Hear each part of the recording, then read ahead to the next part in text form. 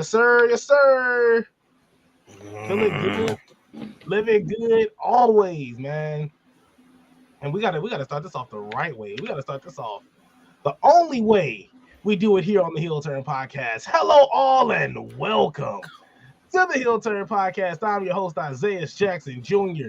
Devin Lee Crimes alongside me. Devin, how's you doing today, brother?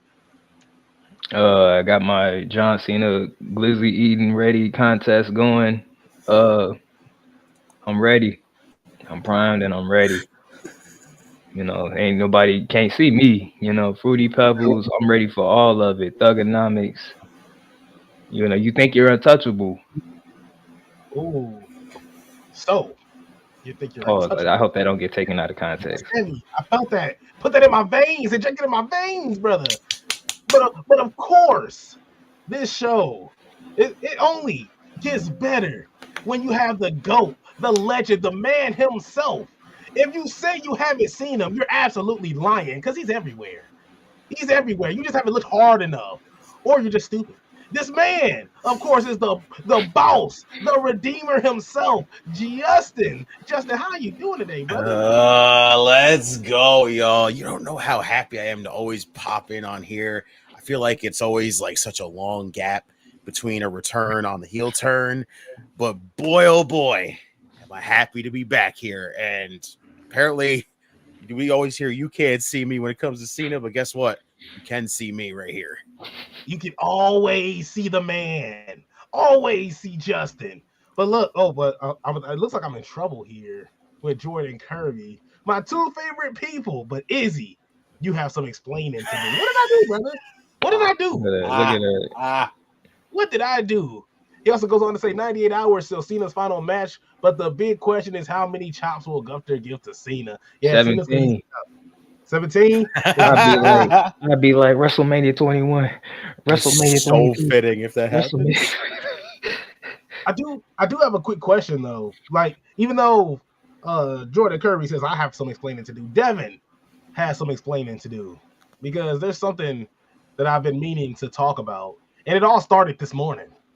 I'm getting ready for this John Cena glaze fest that we could potentially have, which is a little bit of a glaze fest outside of us. Sometimes talking a little bit of shit about his heel turn run and everything else that he's done wrong with his career, bologna, fudge, and mustard.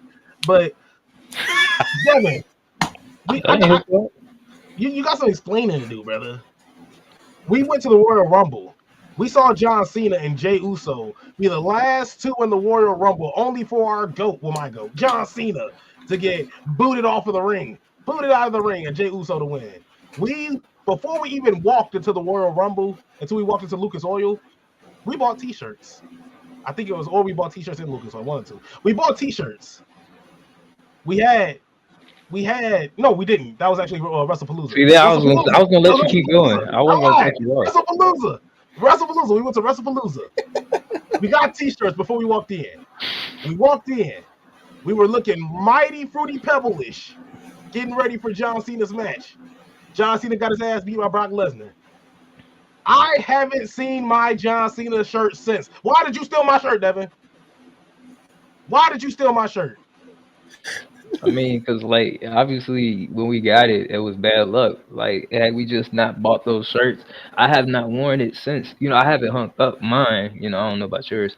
But, I feel like that's a reason. Because, as soon as you made that purchase, it did a shift in the universe. And that's why we had to get that catastrophe that we got. Had you not bought that shirt and had you waited till you got home and went on WWE Shop or something, I don't care where you get it from. I ain't trying to plug them. You probably would have won.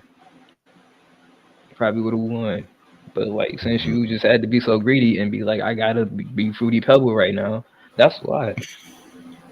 I gotta be. We had no choice. It was either blue or yellow. We had to go blue. We had to go blue. I'm actually wearing the patch right now. I'm wearing the Never Give Up patch, of course.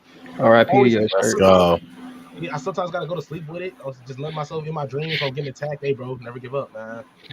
Never give up. This demon that you're fighting, this monster that's taking over the universe, and only you can fight it and defeat it. Never give up, brother, because it's all you. Y'all don't have those dreams. You want some? Go get some, Paul. You want some? Come get some. I'm I you can't see me. Like, just say pause as I started going on with that. Well, I feel like this is like a weird kind of moment where it's like, since he's about to leave, now all the shirts are just gonna disappear. So like physically disappear. You collecting them. collecting them. He's feeling the The power shirt of the shirt. You can't see this shirt no more. You can't see me after this. Like he You went. can't see me, so guess what? Everyone's shirts. You can't see him either. You can't see. And I always thought the signs, the coolest signs, were the John Cena signs with the like there was somebody, waving a hand over his face. Like I was like, that is the I was coldest. about to But do that's it. Too. the hand was always oversized, so like the face was just like, well, those were like the coldest signs to me. But like outside of all, we could jump right into it. We all have our goats. I always talk about my goats since I was pretty much raised on the John Cena era. I was born in '98, and so John Cena would debuted in 03, 02, 03. Man, 02. you ain't that old. Yeah. That's good. 2002. Right. So it's like All that's pretty State much Ring. all I've known, all I've seen. So of course John Cena is the GOAT in my eyes. But of course there's other people that I would put up there as well.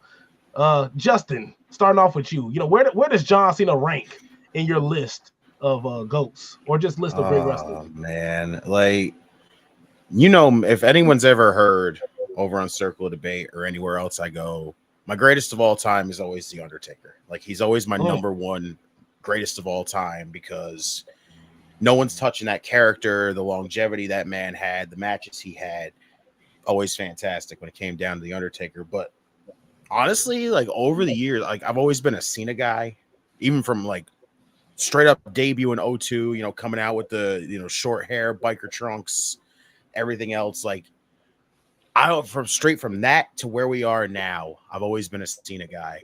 Well, everybody else out there was just going around going, Cena sucks and you can't wrestle and everything else. I'm sitting there going, well, I'm just glad I'm a part of the C Nation here at this point. Like, let's just go. You guys can complain all you want and hate the guy all you want. I'll just sit over here. Like, it doesn't matter. You can always say his stuff's for kids, everything else. John Cena is honestly nowadays starting to reach my greatest of all time levels now. Like, I'm starting to put him up there. Like, I'm tempted mostly to put him on Mount Rushmore nowadays because the fact that it's just basically been WWE and that's it for John Cena. Like, he has done nowhere else. He's been a WWE guy all the way through to the end. I would put him at the top, honestly. I'd put him in the greatest of all time talk nowadays. Like, I know people will say that WWE are kind of like forcing the greatest of all time thing on him because in their eyes, he's their greatest of all time right now. But like, there's people out there, there's fans out there that will put John Cena up there because of the fact of like his longevity right now has been something you cannot like downplay whatsoever. The fact that even then he was gone doing movies, but he wanted to come back. You could tell he wanted to come back and be with the fans still. And just how quick that whole people disliking Cena because of Super Cena and everything else.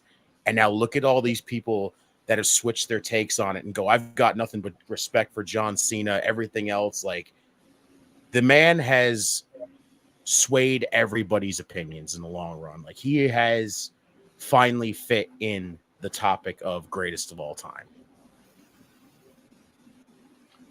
I totally agree. I just got a quick question, Devin. I mean, Roman and John Cena are dangling from a cliff with one arm. Who are you saving? It's like I don't know. I might have to lean towards Roman, given that. Man, you already got to like. But given that I saw Roman first in person, I have to say him because he actually showed up. So man, he lost to one guy. It was a 3-on-1, and he lost to one man. Okay, you acting like that one man was a wimp. You acting like Roman didn't get hit by them steps. Like, we saw CM Punk in his prime in Hammond, Indiana. So sure. I'll give you that one. Look. Back to the glizzy content. Back to the glizzy eating, okay? All right. The glizzy eating. I came here for one thing only. So I'm gonna get to it. John Cena. I'm gonna put it this way. I may have in the past have thrown a whole lot of, crap on him for him not showing up to the Hammond Civic Center when I was just a little kid. But given that, it took about from 2009 to 2025, but I've seen him twice now. It's 1 year, so I can let it go. I can let it go. I didn't see him during his little booty, heel turn, but it's cool. I didn't need to. I saw what I needed to see. But I would say, he is top. I don't even know what I'm gonna.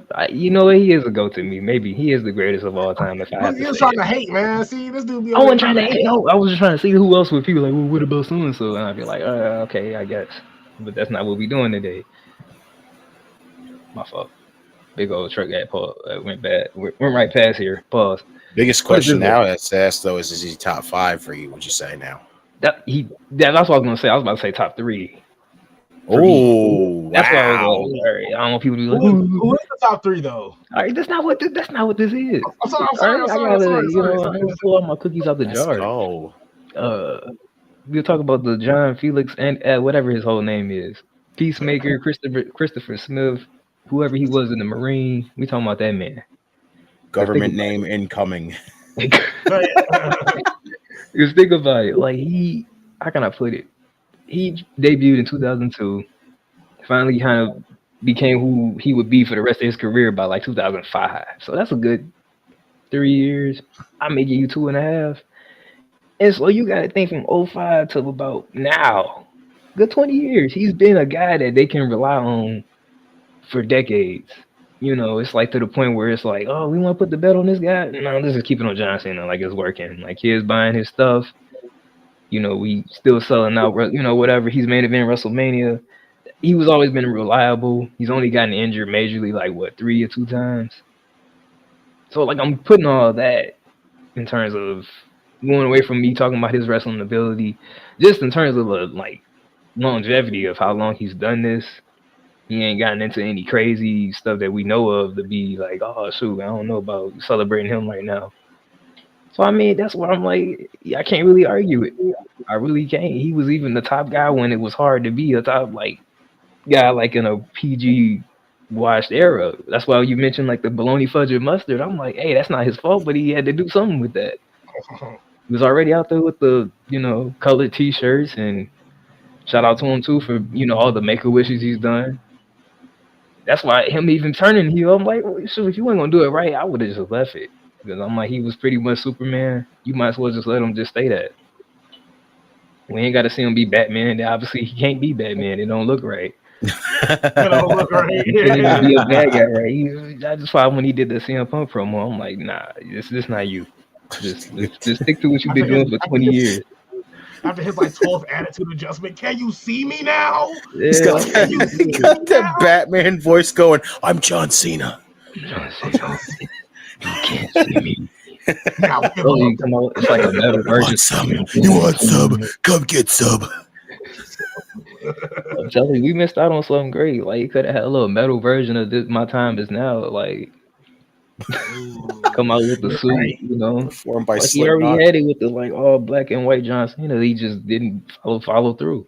But the heel turn aside, everything else, I say he's put together a career that's worthy to be called a GOAT. Ooh, and we'll get into the heel turn. But even a quick question, Jordan Kirby, who is Cena's favorite feud? Randy Orton.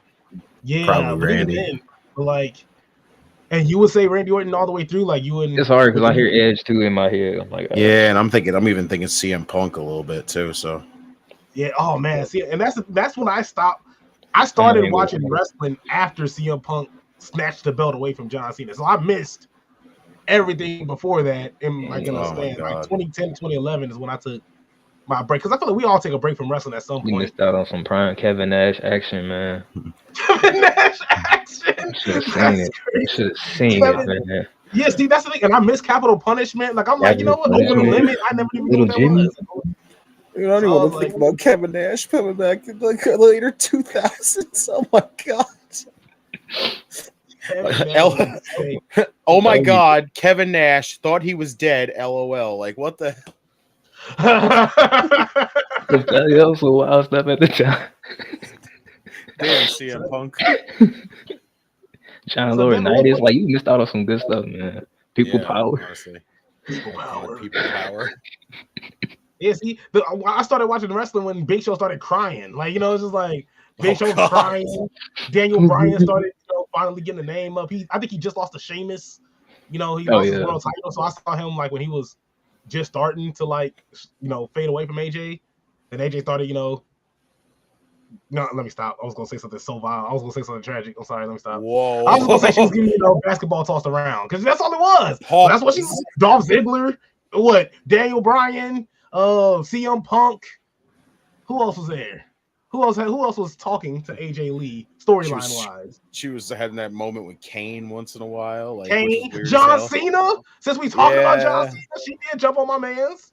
Come on now, we ain't finna forget this. That's fine. Now we know what the lighted up part was. Right, exactly. So I think, respectfully, I can say she was being passed around, basketball style. Y'all remember that time when Paige beat AJ on Monday Night Raw? You said when Paige beat AJ? I was just trying to clean the slate a little bit. Well, Devin, what's your favorite feud and why? Then again, my favorite feud with John Cena has got to be Randy Orton for me because I'll never forget him pulling his dad. I'm sorry. I'm gonna fix what's going on with me in like a hot second. Huh? He pulled in his dad. I said it sounded like he was about to cry. Like he pulled in his dad. Yeah, I'm telling you, man, it was curtain on the front. No, I made a bad choice, but I'll tell y'all in a minute. But no, I just never forget like him like pulling his dad over the barricade because my mom was watching it and she's like, "What are you doing to his dad?" And then he kicked him and she's like, "Wait a minute, his dad ain't no wrestler, yada yada." So she all heated and stuff. So I'm like, "It's working." So me, it's working. Anytime my mom was popping for someone wrestling, I'm like, they doing their job. But no, I gotta say him and Randy because like shoot, you could think I don't know. I think of so many random nights I had to watch Randy Orton versus John Cena. And I can't even count. You ever seen that little graphic somebody made like on Twitter? And it's like all the matches they had like their entire career. Mm-hmm. And it's you can almost get lost in them, literally. I meant that in legit sense, but it just you can get lost in them Randy Orton matches. All the headlocks, all the drop kicks, all the 5 knuckle shuffles. They had one of the best Iron Man matches, so like one of our random pay-per-views we got was Breaking Point. And y'all know who wrestled on that? John Cena and Randy Orton. I couldn't get away. I'm surprised they didn't have a match together at WrestleMania, but Triple H gotta always put himself in everything. That's facts. Right. Jordan Kirby says, "Who remembers Cena versus Laurinaitis?" I do. Over the limit when he threw him in that garbage can. That's what Izzy was missing out on when he was good. Hey, what you? Hey, okay. I'm happy with the highlights of John Laurinaitis. It was better than that CM Punk Daniel Bryan match before it. So like, really, they can't touch John Laurinaitis. And we got the OPC. What is good? Familia, happy Thursday. OPC, we love happy you, brother. Thursday. Appreciate you, OPC. I know, and look, speaking of hard work, man, OPC is definitely the embodiment of it. It's first off, we do got to give the plug real fast. Huge shout out to Circle of Debate, man. I know we talked about them. We said the names a couple times, but Circle of Debate. I mean, you see them pretty much every day. There's no days off there. And like I said, if you haven't seen Justin, you haven't looked hard enough, or you're stupid. Or you're just stupid. You just gotta look at Circle of Debate. Like that's where the fun is at. That's where the love is at, and of course, that's where the wrestling knowledge is at. You won't be disappointed. Slide over to Circle of Debate. Subscribe. And while you're at it, subscribe to your boy Justin down low as well. He is an absolute legend, and you will not be disappointed in any of the content that they will give you. Boom! I'm sorry, I had to get it off my chest. Gotta get it off my chest. You gotta do that Wade Barrett, man. Yeah. He's consistent too. When John Cena does something, he's like, I'm not gonna complain if John Cena gets his ass kicked in tonight. You're like, sure. I love it. I'm afraid I've got some bad news. You're not retiring today until you face me in your last match. You will join the Nexus. Your way. Handicap match, player. It's like, but even then, Justin, your favorite John Cena feud? Oh man, it's tough because the Randy feud was always fantastic. The Punk one was great. The Edge one was probably the one that absolutely just blew up for me immediately. So if I had to pick like any of the biggest ones, it's probably shit. I could even say probably there's two more that I absolutely love too, because Kevin Owens one was great, especially because that was the debut of Kevin Owens. You have KO beating him in his first matchup on the main roster, which is fantastic. And then, my God, him and AJ Styles. Honestly, him and Styles has been my favorite feuds easily, just because AJ Styles is easily one of my all-time favorites. Another one up there in like top greatest of all times easily. And just the fact that, again, never would have expected that man was going to be in WWE, no matter what. He's been in TNA, been in New Japan, been in Ring of Honor, all these other freaking promotions before WWE. There's that one time he was on under a WWE banner and he's out there facing the Hurricane, and that's when he was young AJ Styles. And it's like, man, are we ever going to see him under the WWE banner? And then when that news came out, I still remember that. Of seeing that when Shinsuke Nakamura is leaving and AJ Styles is leaving and they're both coming to WWE, I'm like, this is the greatest day in my entire life. And one of my all-time favorites, one of the greatest pro wrestlers that I've ever seen in AJ Styles is coming to WWE. And I'm super pumped.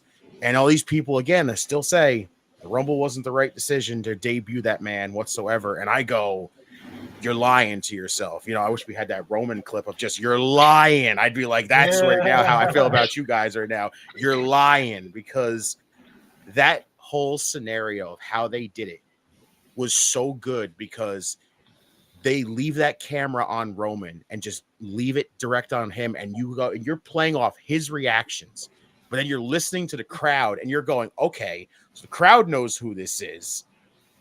Roman's got this reaction where it's like, okay, cool. I can't believe who this is. And I'm just like, okay, just show who the hell it is. And then they flip that camera over and that man walks out and I went ballistic. It was a great debut for that man. I don't know how anybody could say that was the wrong decision. And then you get him and John Cena, two faces of two opposite promotions, just going head to head, and it was like magic between those two. So probably Styles will always be my favorite feud. That Styles is a perfect one, because even then, like even on the flip side, like I didn't watch TNA, and of course I didn't watch New Japan, but I always knew about AJ Styles. So even when the Royal Rumble came out and I seen the hooded man, come out with his arms over, I'm like, I get to see AJ Styles. I'm like, I get to see this dude. Like, I'm like, what the hell? Like he wasn't accessible. Like he wasn't accessible already. But like, I'm like, I can see him finally. I was like, but I just thought that was just such a cool moment. And of course, he goes up against John Cena. He goes up against what am I missing? It's just like as you said, like he's been wrestling in all these places, and you like, I can see you now. It makes sense now, but it's like, I can see him anywhere. I could have seen him anywhere. Hell, I can still see him anywhere. It's just like I was just still living under the WWE umbrella. I didn't spread my wings out. It was a lot of people like that. But even then, like that match with him and AJ Royal Rumble, and then of course they fought again, and it was just it was like magical. It was just man. I'm not trying to be. It was reminiscent to when John Cena fought Shawn Michaels. When John Cena and Shawn Michaels had their rivalry, they fought in that Iron Man match for an hour, and not Iron Man match. It was just an hour match on Raw. The WrestleMania 23 match. And even the rest of it, like they would, oh my goodness, just classic matches all around.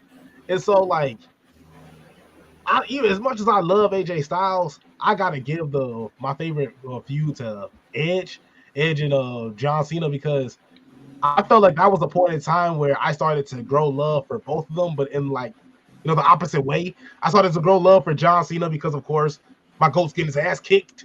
Like, what do you mean you're cashing in right now in front of my GOAT? Like, it's like he just barely got out of this elimination chamber, and Vince McMahon just over here swinging his arms back and forth. I came to tell you guys. He ain't saying it like that, but pretty much he just brought out that Edge is cashing in this little making money in the bank that I had no idea what it was. But the coldest thing about it was that I remember it was John Cena kicking out at 2 on that first spear. I was like, he's a GOAT. Right. That's the nowhere. first. That was the first sign of Super Cena. I legit thought it was over that. That was the twinkling. That was the first inkling of Super Cena. But then, of course, the second spirit took him out. But there's so many memorable moments. John Cena taking on Edge. I forgot what pay-per-view it was. Lita his Edge with the title belt. Edge gets disqualified, but of course, Edge can retain the title belt. And John Cena's just sitting there in the ring like, what the hell are you guys like? What are y'all doing? This is like, what is going on here? Of course, ruining the live sex celebration. Yeah, live sex celebration. John Cena disturbs it. Hits an FU to Lita, to who's barely clothed, wearing clothes, however you say it. Before I have a heart attack. There's so many memorable, and then of course you can't forget the TLC match. Edge pretty much not busting. That's a weird phrasing, but tearing is growing. It was a growing injury. I know that for a fact. After landing on there's nothing funny about growing injuries. It's not. It was just the way you said it. It sounded like something else. But even then, it's like it was just so great. So it was just everything about it was awesome. Remember when he threw him in that lake? And throwing him in the lake. Room service. They threw the WWE title in the water and then Cena gets him back by throwing him in the water. Yes, that was great. That's classic. Just classic stuff. Then he stood in John Cena's bed with his shoes on. Like that's when I was like, up in the hotel room. Remember that? That was one of the top early heel turn podcast moments. We're just talking about John Cena and Edge, and Devin's just like, and he stepped on his bed with shoes on, and I'm like, that's just disrespect, though.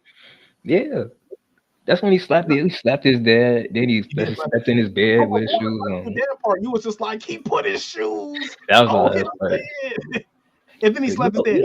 All the shit you step on outside, and you gonna put that in my bed? You must just don't care about me.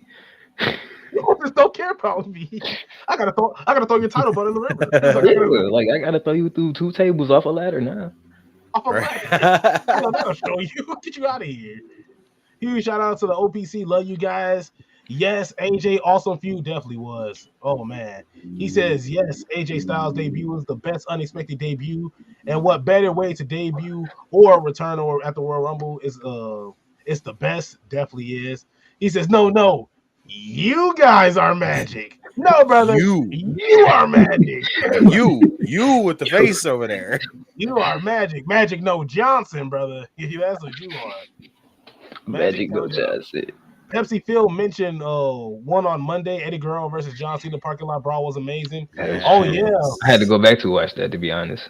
That's how good it was. The lowrider wheel came out there with that thing in his hand, like, bro, you want this thing back? You better come get it. Yeah. just absolute classic stuff. Do y'all remember John Cena beating Nexus? SummerSlam 2013 was the wrong decision. Yes. That was 2010, right? I think so. Yeah, because he went against Daniel Bryan in 2013. I remember that. That was a wrong decision, though. Okay, now I'm gonna be brash when I say this. Or was that the match? Him and Daniel Bryan afterwards, where he had the titty on his elbow. Yeah, he had that. It was like a tennis ball. Oh, yeah, he did say tennis ball. Wrong T word. My bad. Mm-hmm. Yeah, like it was kind of like this. Like he was. He said, my bad. I was thinking. I heard another T word. That was excuse me. I heard another T word and went straight to. And look at this, a blast from the past. We got Prince. Oh, and look at this. He has a. Is that a profile? Is that a profile picture, brother, of Prince himself? What's up, folks? What's good with you, brother? Ow! The one and only, man. Of course. There you go. we can talk about the. We can talk about the water dripping somewhere. But let's get into this heel turn a little bit, because honestly, I was the delusional one. I can be honest with you guys. I was delusional going through this heel turn. I'm watching everybody just poo-poo, crap all over John Cena's heel turn run. Everything he's doing is awful. He's pretty much boring. This means there's nothing really going on here with John Cena in this heel turn. And the crazy thing about it is, I tried so hard to defend this. I tried just my absolute hardest to defend this, and unfortunately, I don't think I could have. I don't think I could. There was a lot that went wrong, but honestly, in totality, Justin, what did you think of John Cena's heel turn run, and do you think it was still worth it, to go through all of this just to see John Cena turn heel? See, here's the take ever. I was in the same boat as you were. I tried my damnedest to defend it because in the long run, I actually enjoyed bits and pieces of what we got out of it. Like the recreation of the pipe bomb from Cena on Punk, which was great. Mentioning, Claudio and Matt Cardona at one point. I thought that was cool. All the stuff that he was doing originally, like it was so intriguing to me because that night when Elimination Chamber happened and Rock gave the signal and Cena turned, and I was super pumped. Like that Raw when he showed up was the most hyped up Raw because we were all going like, okay, what are the words going to be that this man's going to say right after, kicking Cody in the dick, beating this man up, joining the Rock, selling his soul, doing what he's got to do. I'm like, okay, what is about to come out of this man's mouth? And he dropped that promo of feeling like the fans were giving him like he was part of an abusive relationship and everything else. And I'm like, okay, I can mess with this. I'm with it. I'm liking where we're going with this because it's something good. And then everything started to come out that The Rock wasn't going to be involved with any more of the story and everything else. And I go, this is the problem here. This is the problem. One of the best moments of the entire year is about to get ruined because the one person that needs to be a part of the story is not going to be a part of the story. That is the main problem. Still to this day, it will always be the problem. Like, was it worth getting the heel turn? Absolutely, because that's what we wanted. It made the most sense. Like, we did not need to see Cody and Cena go into WrestleMania with two baby faces and then have it happen. Like, if you were going to do the heel turn, it was either you do it there and Cena goes into WrestleMania as the heel, or you do the heel turn at WrestleMania, which I thought would have been perfect. You have him recreate the whole scenario of Austin and McMahon. Have that whole thing happen where Rock comes out, helps Cena win the championship, basically sells his soul, and then we go from there. Rock gets involved with the rest of the story. We go all the way through until Cena eventually turns babyface again. Would have been perfect. And then as soon as Rock pulls himself out of the entire thing, everything goes to hell because that's when everybody starts dumping on it. And I go, you see what the main issue here is? Who's the main issue at this point? The Rock is the main issue. This is why I will continuously say, I don't want The Rock back for anything. I don't want The Rock back for any kind of appearances. I don't want him involved in any more stories. I don't want him involved in anything going forward because if you're not going to commit to something that you discussed, you were one of the people that said, let's just do the heel turn. If we're going to do it, let's do it. And let's have Cena be the one turning heel. And then you back out of it because you can't commit to it, then it's a problem. The big problem was The Rock. It will always be The Rock, hands down. That is why, unfortunately, as much as there was pieces of that heel turn that I enjoyed, it wasn't monumental fail. It was a monumental fail because of the fact that you could not commit to the story that you wanted to tell because all the pieces were not there. Like Travis Scott should have never been involved in that. I don't know why they had to involve Travis Scott. That was stupid. Like Cena having to win the title at WrestleMania thanks to help from Travis Scott was one of the stupidest ideas they could have done. Like right there should have been Rock. Should have been Rock. We didn't get Rock. Now look what we got. Now we're sitting here going, okay, this heel turn, as great as that moment was at Elimination Chamber, the rest of it, unfortunately, was a fail. That's why you had to forcibly turn that man back babyface with no explanation whatsoever. And now it's just like even when he had that interaction with R-Truth, it's just like he looked at that man and basically just felt like he just brushed off the heel turn and just completely forgot about it. And I'm just like, wow. So easily one of the biggest moments that happened in the year is now just getting brushed under the rug and completely forgotten about. And that's really unfortunate, but it has come down to it has been a fail, and I have finally accepted it because as great as I thought some moments were, moments alone can't make one whole angle really feel successful. And unfortunately, they didn't make it, which sucks. Facts. Devin, you? It was that damn Rock, man. I'm telling you.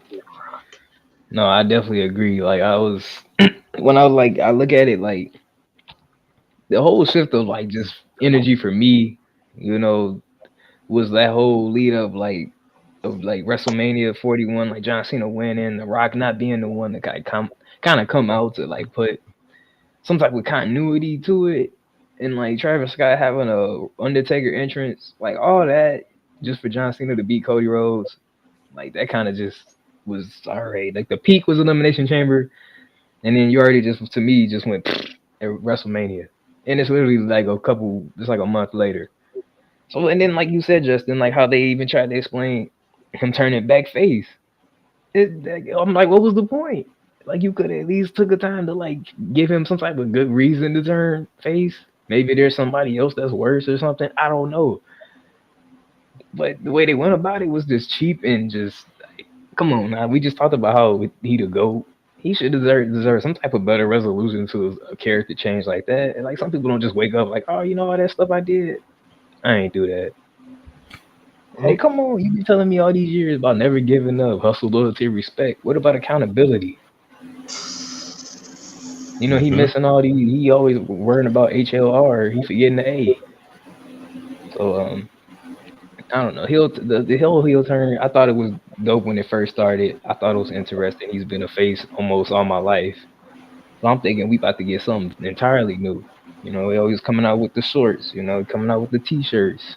I'm like, maybe he always be wearing a suit when he outside of wrestling. Maybe he'll bring that in. No, he could have came in with the Peacemaker suit, and he could have talked to somebody at DC. No, I mean it was the same. It's the same thing over and over.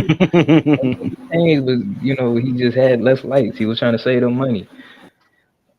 So to me, the heel turn, I was expecting just entirely so much more. I was thinking it was gonna be some SmackDown versus Raw 2010 story designer kind of stuff, where I got John Cena like he'd come in there with a limo. You know, you see me when I'm ready. That'll be his catchphrase. Like, you know, like I don't know something. It just I don't know.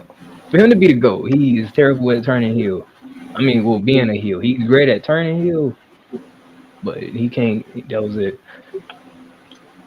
Yeah, it was tough. I put it as a testament to like that's how good of a babyface he was. He just just can't even nail it being a heel again. He was like it's been so long I've been bad I just can't do it. He could have dyed his hair blonde. They had the aspect perfect for it, the entire thing. Like literally what happened at like everything from Rumble when Jay won the Rumble, and then you go into him going into Elimination Chamber. You had everything perfectly set. The desperation that Cena had because he knows it's this close to his career basically being over. He's this close to retiring. And now here is the opportunity. He wants to at least get that 17th championship, break that record, go forward, do at least that before it's over. The desperation is there. That's why when Rollins hits that freaking stomp and you see how quick he rushes over there, the absolute anticipation to just say, I'm so desperate to do this. I don't care if Rollins had to help me. I don't care if anybody else had to help me. That was your setup right there for Rock. When he said, I want someone to sell their soul, I immediately go, that's perfect. Cena sells his soul at WrestleMania. The desperation to finally get 17 is so high that he says, I will sell my soul to The Rock and I will win this championship. And that's when that story keeps going. You get to the ending when the big payoff comes around. Cena turns babyface again. Rock goes away again. Everything was so good. And it's just like from there, again, the main issue was Dwayne. The Rock pulling out of it because he couldn't commit to the story just hurts the story monumentally. It did. And The Rock, The Rock has 1,001 excuses. I wanted to take myself away, from the story. No, brother. No, it's probably because everything that you said or have probably added into it that included yourself probably didn't work with what John Cena probably had in store as well. Because at first we heard so many stories about it. At first it was, storyline differences. Then of course The Rock came on Ariel Helwani's show and said that this story doesn't need me. This story is bigger than me. But shut up. This is like just shut up. All you have to do is just play your part. All you have to do is just play your part. And he literally could have just knew his role, man, and shut his Role. mouth. Just know your role. Just know your role, brother. That's all it is. But even then, like honestly, I tried to give this heel turn every excuse in the book because I think Justin hit the nail on the head where moments can't make up this heel turn. Moments cannot make up this heel turn. Yes, we got R-Truth, getting fired and then coming back and trying to lay up the smackdown on John Cena. We got a little bit of that. They kicked off him and Randy Orton mad early, which didn't really do too much, which also was a problem there. They tried to put Travis Scott in The Rock's place. Come on now. It's just like, come on now. It's like that, you lost us there. I feel like you lost every fan there, in that instance. And so that kind of soiled it there. And then, of course, when you have Cody Rhodes winning the title back, it's kind of like as if you're trying to, as Devin said, erase everything that he just did. Oh, well, nah, John Cena's a good guy now. He was just playing. He didn't mean to call these kids ugly that he was calling ugly just a couple weeks ago. Like he didn't mean to call us all that broken, kid wasn't really crying. Dysfunctional. Yeah, exactly. I was actually scarred from what John Cena was telling me. I almost sued him. It's just like I was like, it's one of the things where it's just like, like John Cena, your talent, as talented as he was, he couldn't pull this off. At least by himself. He couldn't pull this off. A faction, some help that outside of Travis Scott, in the wrestling realm, definitely could have helped a whole lot more. Instead, they tried to make this whole story, and he's not Big Bad John either. He's not Brock Lesnar hurling guys all over the place. He's not a guy that's, I'm working part-time and I'm coming over here to pretty much spring from the ropes and do these top rope maneuvers and suicide dives and power lift moves. Like, nah, John Cena just come up here, take a couple punches, AAs, maybe a couple sleeper holds. It's just like I'm not expecting John Cena to do the utmost in these matches. Look at the CM Punk match. We saw like Penta, Sami Zayn, The Vision, like everybody and their mom almost showed up. It's like I almost showed up to go up and help John Cena. It got to that point. So it's like, it's as much as we can talk about how good it was that John Cena finally retired after the kick to the dick, but it just didn't, it just didn't pan out. And that's just unfortunate though. Huge shout out to Steve Chambers though. 7-2. What's good, brother? How's you living? Huge shout out to the devious one. Fuck that. He better not show up Saturday and say you're not retiring. Your soul is mine, and in order to retire, you gotta face me. Let's hope they do that on Saturday. If they do, this all was pointless. Yeah, and honestly, I don't see it happening. Like, because so many people are throwing that theory around, and I hate that idea so much. Nah, like John Cena, there's no. If the Rock didn't want to do this with Roman, he ain't gonna do it with the Rock. It's like because we were supposed to have the Rock and Roman 4 or 5 years ago when we were trying to figure out who was the head of the table. He was the one that kicked it off. Talking about some shit like That's all he do. He starts something and he never come back and finish it. And it'd be right before WrestleMania. WrestleMania 40, he came out there trying to stoke whatever he want. And then WrestleMania 41 with the whole selling your soul. Like WrestleMania 42, man, if he even pop up, smack him in the back of his bald head, dude. I'm at the point where I never want to see those two go at it. I never want to see Roman and Rock go at it. I want that to forever just be a dream match in everyone's mind because literally that we all know that the true ending to the Bloodline story is Roman claiming head of the table by beating The Rock because The Rock is the head of the table. The Rock has always been the head of the table, no matter what. The ending of that story has always been those two going at it with Roman going over. But at this point, the entire Bloodline story is so muddled and so dead at this point that I genuinely don't even want them to even get to it. I just want that to forever be a dream match that we just run back in 2K and just do that. That's it. That's at this point. I never want to see those two go at it anymore because I'm just so tired of all the years of we're gonna get Rock and Roman, we're gonna get Rock and Roman, we're gonna get Rock and Roman, and then the one time that you try to force Rock and Roman on us is the one time that you are telling the perfect story with Cody Rhodes and you try to insert The Rock to basically screw over the entire thing because Rock and Roman.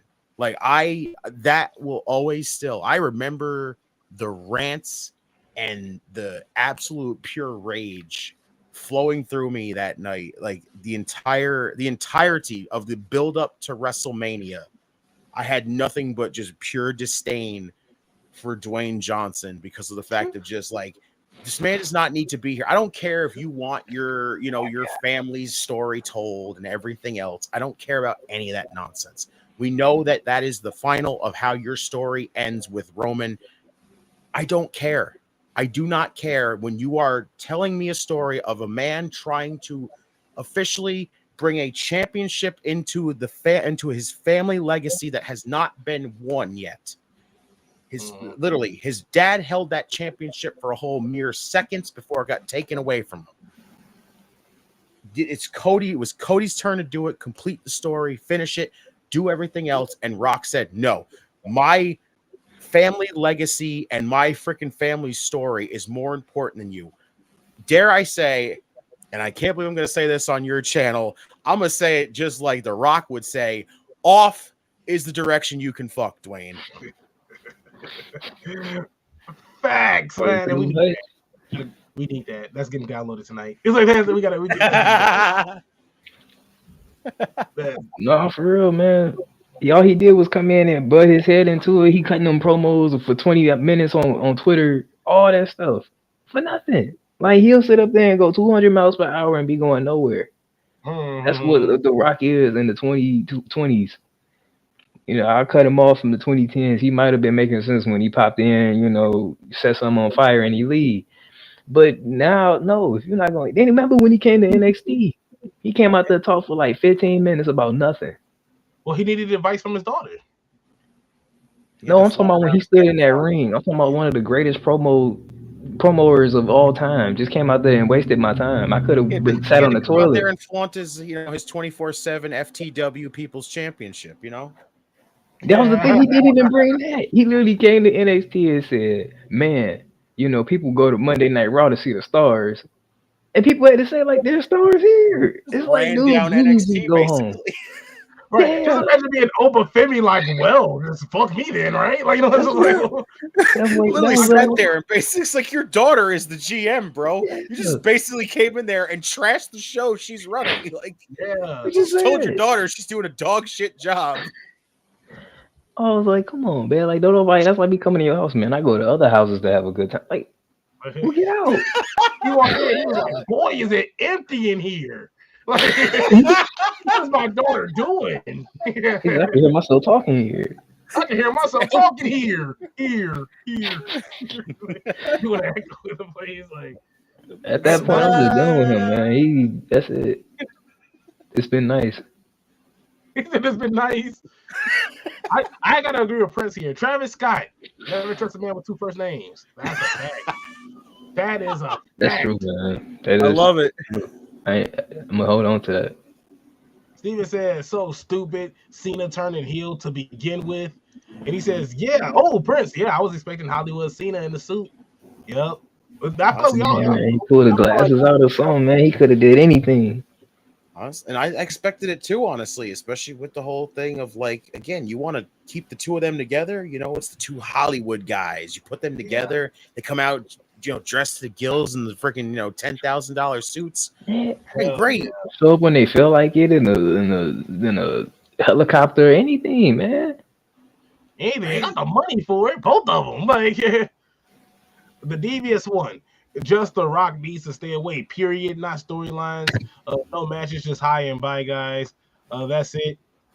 Do your overrated promo and leave. Damn. Be a satellite. via satellite, via Zoom. Make sure you do it via satellite. Do not show up. That is so Make sure crazy. it's DMP. Do a video Rock praising Cena. That's the Could have thing. been a That's thing, honestly. Ooh, Prince said Rock was shooting the Moana remake. He knew he couldn't commit to the story. Yeah, that's a fact. He knew. Well, He And didn't can get I the money. say, why did you bother doing the story then if you weren't going to commit to it? I don't even know Facts. it's the bloodline, man. I feel it. Steve That's Chambers, gonna yeah, create. so tired of the bloodline storyline. I mean, yeah, also as well. Yeah. He also says, remember Rock getting New Orleans crowd, about their getting a mania. Psych. That's crazy. Yeah, remember he came out there with Lil Wayne to block his high, all that crap. Then he was talking about some, yeah, cause Lil Wayne, he the real Super Bowl. Like, man, shut up.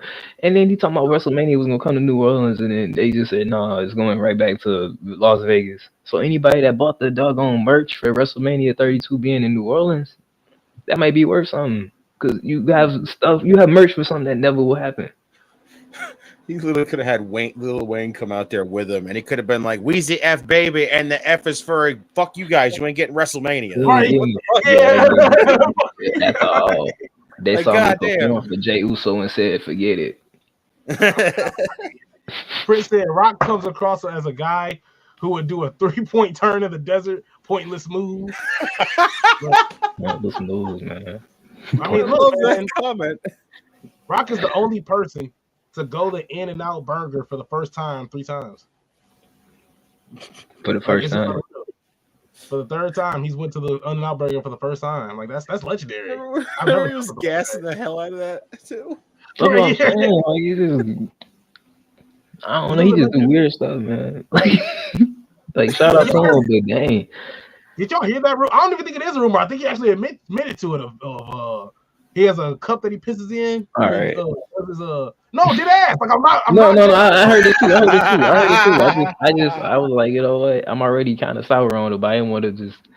Yeah, he has a cup that he, That's why he don't want to finish the story. Too busy being. During his video, Say the greatest thing The Rock's done nowadays is basically create Terramana, and Terramana is delicious. That's all I can say. No, that you right. That's the only thing he didn't do right lately. Everything else, no. I'm surprised he was able to finish that. And allegedly, you're on something. I'm sorry. I don't know what juice you be drinking, but you be on some type of juice, brother. I'm sorry. Do you see? I've never seen a plus 50-year-old man look bigger than what he did when he was in his 20s. Clanging and banging. That was kind of wild. You know, boots to asses. I just never seen it. Shout out to Prince, Weezy F baby, and the F is for phenomenal. Oh, legendary bar. Legendary bar. Real G's moving silence like lasagna, man. Yes, sir. Get it. And he was shout out to Lil Wayne. His performance in WWE actually was the reason why he didn't perform at the Super Bowl. So I'm telling you, that's why they just took the whole thing from New Orleans. They was just like, don't even think about it. Like Rocky had to come out there with his music. They was already taking that stuff down while he was announcing it. They would have had Wayne host that shit. I'm not gonna lie. I'm not Mr. Fashionista, but this man be coming in like half buttoned shirt with it half tucked in, shorts, talking about the Rock, Timberlands, and then with like 3 dreads sticking out. Like, I know you're talking about come on, Here's now, my charisma, vodka with a spritzer, swag it down, Pat. Call my shit Patricia. See, he told you. He told you what to do. He told you what to do. It's a choice. I mean, he Lil Wayne is Lil Wayne. I just don't need to see him performing currently. 10 bathrooms, he can shit all day. 10 bathrooms. So me and my friends always debate about that because my friends who are right now he just turned 30, but he loves the Carter 3. He's like, the Carter 3 is the best Wayne album, and I'm like, no, bro, it's the Carter 4. Carter 4 is top tier. Like, I'm sorry, it beats Carter 3, and we go back and forth. And by the looks of it, it looks like Devin hating. So I think he's a Carter. I can't really, because you gotta be kind of stuck. Because I do remember listening to Carter 4, but then at the same time, I remember the Carter 3 is the same. I'm stuck. Well, the Carter 3 do got classics, but the Carter 4 is just a banger, man. It just came out at a time. I remember, Polo draw showing. Come on, like.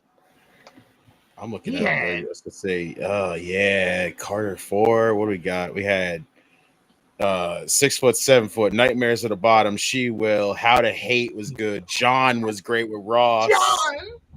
How to Love was freaking great. Yeah, that was Izzy's favorite, man. Carter 3 was good though. You got Mr. Carter, a Millie, Got Money in there. Got Money, ooh, yeah. You know, Mrs. Officer, Lollipop on there? Yeah, Lollipop. That's why I was like, I don't know, but I think I'm Carter 4 though. La with Briscoe and Busta. Like, honestly, Carter 3 slaps, but I kind of put Carter 4 over top of that a little bit. Yeah, I put Carter 4. I love the Carter 4. Like, that was on my iPod, man. When why you got the clean version on here? And I'm like, how you think I'm gonna play it out loud at home? Like I said, I forgot what the app was called. It was like Play Something. I forgot, but it was something I had to like illegally download the music on at Hast at my school. I mean, at my school that I don't know where y'all, I don't know where it's called. But it's like, but I had to download music there, and I had the whole album. And I remember one day the whole album, man. I had John playing on my laptop, but I left. And so it's in my laptop in the room with my mom, and she's like, "Is this what you listen to?" Like, she's like, "Is this what you listen to?" Like all that thug music, all that hippity hoppity. Judging that song, John with Rick Ross is dope. Nah, for real. John with Rick Ross, oh, he's so hard. He was so cool. Oh, my pet. I pointed at you and told that. Yes. Everything was sick about that man. That's why, like Lil Wayne's the GOAT. Lil Wayne's the GOAT, but he just got to stop rapping now. Like John Cena. John Cena's on this farewell tour. Lil Wayne, you should have took your farewell tour like maybe 7 years ago. John Cena got in the rap game, got hot and left. He knew exactly what to do. We can't even call him Wash because he never got a chance to get that way. He shout out to Prince. Honestly, Wayne's mixtapes were better than the albums. No Ceilings. Slaps. No Ceilings slaps hard. Sorry for the wait. Oh my god. Yo, I'm like, I can throw those CDs somewhere. That man took an Adele song and made it fire. So let's go. Adele, yeah. And then also the Rolling song as well. G5 sitting on a runway. Yeah. Stop her, call that bitch Beyonce. I was like, oh my god. All I think about from No Ceilings is banned from TV with freaking Mickey Mouse cheese, hip hop, Walt Disney, and I'm like, yeah, let's go, bro. It's like, how are you doing this? Easy, He's just so sick. Like, I'm sorry, Wayne was just top tier. Like, Wayne was just top tier, and then even then, like, you had the haters.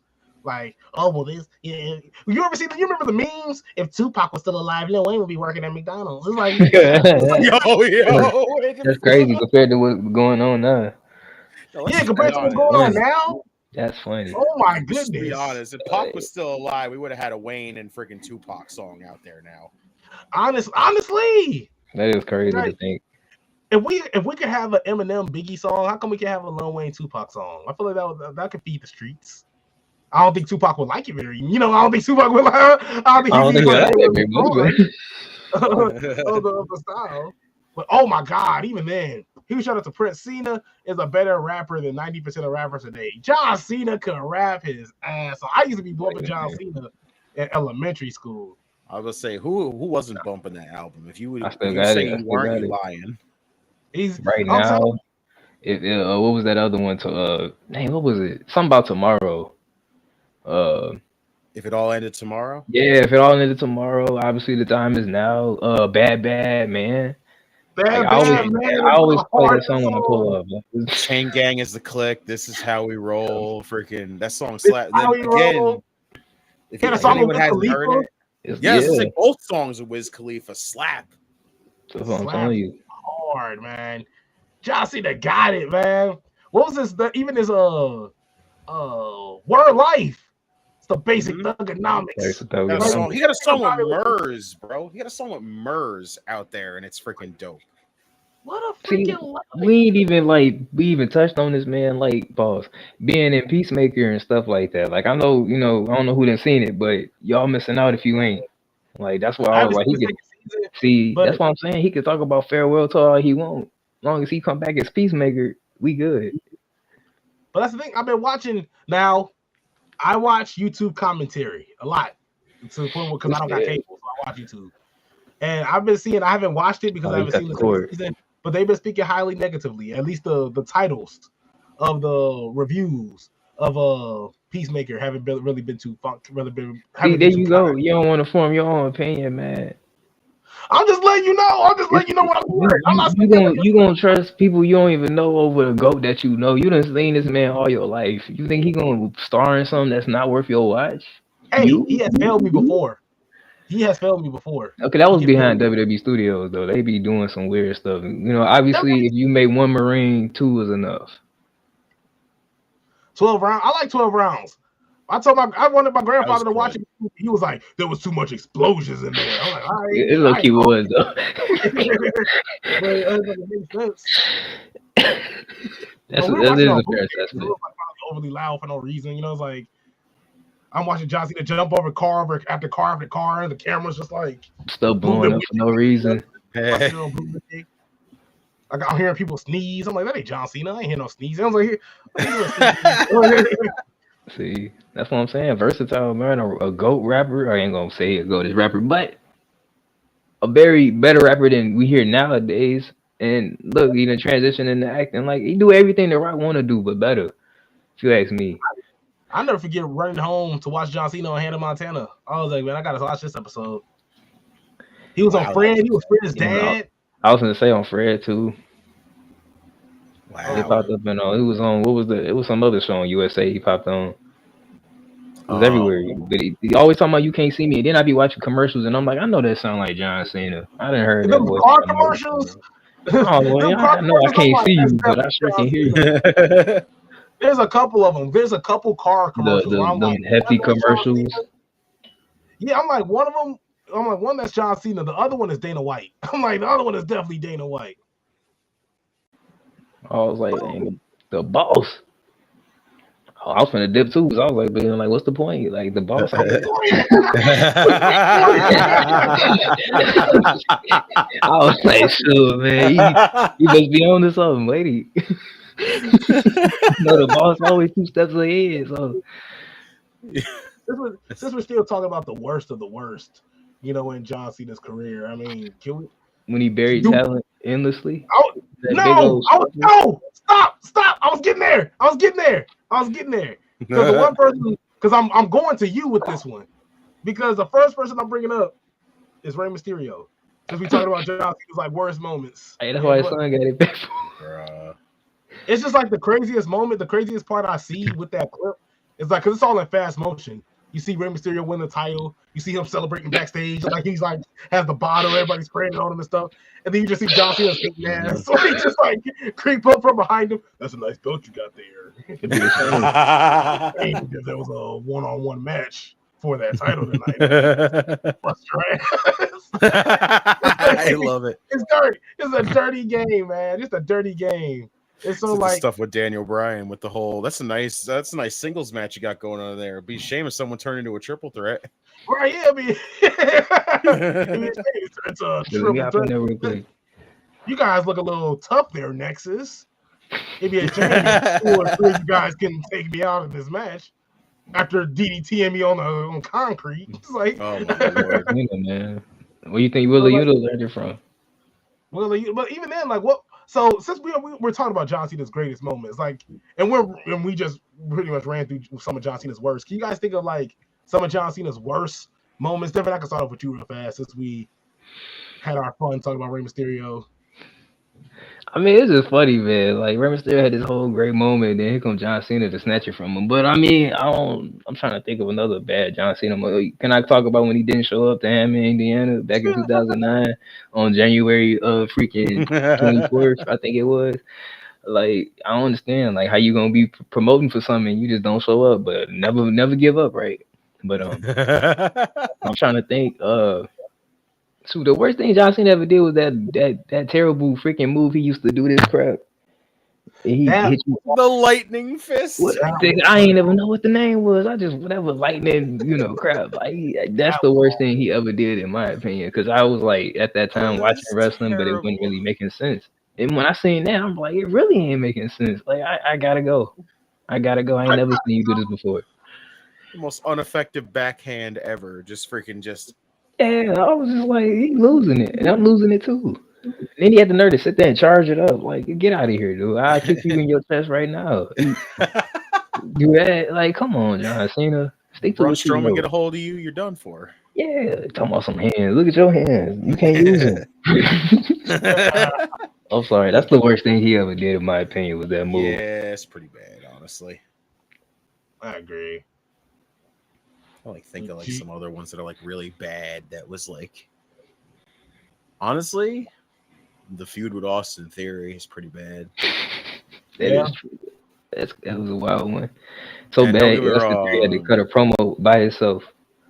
Don't get me wrong, Austin Theory's good in ring wise, but like the fact that even him beating John Cena did nothing for him in the long run just kind of makes it feel like a waste of time. So no, I agree. Honestly, about that, to be honest, that's how terrible it is. Cena versus Money in the Bank Dandow. Cena versus Money in the Bank Sandow was bad, bro. Oh and my he robbed us God. of some greatness, man. Imagine a Sandow championship run at that time, dude. He beat a man with one arm. He had one arm. Yeah, that is pretty. Yo, freaking welcome, dude. That is Super Cena at its finest right there. I will say, it wasn't necessarily Super Cena. It was just like, I guess you call him Bitch Cena, where it was just like, brother, like he has his moments where it's just like, you don't need to be in this position. And it was mainly when he won the Money in the Bank after beating the brakes off of the Big Show with the Money in the Bank briefcase. He just happened to, I got it. That was just like the ugliest. That was like the worst face John Cena could have ever made. That face he made. I won. But then, of course, it all gets thrown out the window when he's like, I'm not going to be like these other thugs. I'm gonna do this in front of your face and challenge. I'm gonna give you that heads up.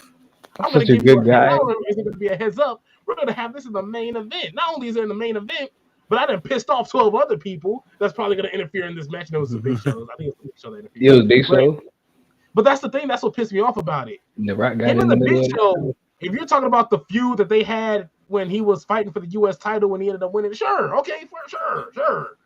But we're talking about Crybaby Big Show against somewhat Super Cena. Come on now, like, punch Daniel Bryan. If you could just give me a wet wipe, like, brother, calm down. Like it's not that deep. If you got John Cena, like if you could just help me get this titty off my elbow, like you can just help me get this. Okay, let me get this titty off my elbow. That's what it looked like. Then it was crazy. They started cheering. Cena turned a crippled Cardona into a cuckold, bro. Hey, no lies, honestly. No lies, but are you wrong? Are you wrong? It's crazy. He was like, man, he tried to give Zack Ryder all the faith in the world, and then he was just like, hey, man, but your girl is kind of looking nice. Let's be honest. He looks good to me. Let's be honest. The Embrace the Hate story sucked. Like that was so off of him to stare in the camera like this. Like, get out of here, dude. Get out of here. That's like when Jay was like trying to get mad. Accurate. Like, I love it. Yeah, and that's what we thought we was gonna get at least an inkling of a John Cena heel turn. I thought we was there for some good stuff, man. WrestleMania 28 was coming up. I'm thinking he finna slap the Rock, man. None of that. He finna slap the Rock. Slap the Rock. So crazy. He in the camera like this. We finna get it, man. Like, y'all ain't seen this before, and then we seen nothing. Like, hey, one last thing. Why we ain't ever get like a heel John Cena? Like, I don't know. Like, why he ain't be heel against Brock Lesnar? That's when he could have been low blowing, they hit him or something when he was trying to F5 him. Anything. He could have won that match being a heel. Use a chair when referee ain't looking. That's who you turn heel against, Brock Lesnar. You don't do that against no Randy Orton, CM Punk. Come on. Yeah. Be real. And you know what's funny? Like they try to make it seem like. I'm sorry. I gotta. I'm trying to do this with a straight face. I'm sorry. It seemed like John Cena's so like PG and like cookie cutter, but like his raps back in the day, like Lita's a slut. He's like this whore, like, and it's like brother, like he would be on not even on 10, it's 12. Like this man would just be spitting super hot fire, but he's telling us we're bums, we're virgins. We don't get no tail. Our wives are whores. You know, just like where's this coming from? But you know, that was the doctor of thugonomics, and that's what we got. But we don't. I hope we get some of that replayed. Can we get some of that? That's why he had that match with Kevin Federline. He out here trying to battle rap Fabulous. Good lord. That's what he needs. He needs to be on that Mason Cameron show. That's what he needs to be. That's what John Cena. That's where John Cena needs to be. He over here dancing with Kai Cenat. Nah, bro. We need you on Mason Cameron. We need you rapping, brother. We gotta see this side of John Cena. Like God. But even then, like John Cena still, you know, really, really classic. You know, we still got a whole lot of memories from the man, and it's a whole lot of fun to still go through and indulge. Of course, who can remember the time? Who can forget? I'm sorry. His 2008 return. You know, in the Royal Rumble, he was supposed to be gone for pretty much majority of that year, or majority, well, I think it's like 9 to 12 months, and he comes back at like 5. There's absolute insanity, and he did that even with the elbow injury. He was supposed to be gone for a long period of time. Dude, he came back. Let me raise you something even better. Think about it this way: he got injured like late 2007 with that pectoral muscle thing. Came back early January 2008. Then had that match with Batista when he messed up his neck. Came back Survivor Series that same year. Win the World Heavyweight Championship from Chris Jericho. Like, come on. Who gets injured twice? Who comes back from injury twice in a year? I won't lie to you. That image of John Cena flying off the turnbuckle, getting power bombed from Batista, and then him like shaking his hand. It looked like he's like struggling a little bit. Like that fucked me up for like 3 years. Like I was like, my goat was dying in the ring. Like I was like that really, really ruined my image of John Cena at that time. I was just like, I can't believe Batista did this. I couldn't even watch Guardians of the Galaxy. I had to like hate watch it. It was like he disgusted me. But even then, like it was, you know, those are memorable moments in itself. But And the comeback, and then he got the comeback was real when he put Batista through the stage off the car in the I Quit match. I quit. He was in that chair. Oh yeah, he was in the chair. He should have hit that Vince McMahon. That was a real crash out. Funny. Change his voice too and everything. Just people think this is funny. I quit. He's in the chair like I quit. I thought he was gonna fall over. Too. I thought too. I was like, that's gonna be even funnier. Like, not somebody got to help him. What he really doing? No. Or he just screams, "I quit!" and the chair falls over. I'd have died. And then they go to commercial. And then Triple H, and that's why I don't like Batista, because Triple H was just like, bro, we getting our ass beat by the Shield. Like, we gotta figure something out. You need to stop being a bitch and figure. We gotta work together. Batista's like, all right, I feel you. I quit. You was such a quitter, bro. Damn. This man just I understand. I'm going tomorrow. I quit.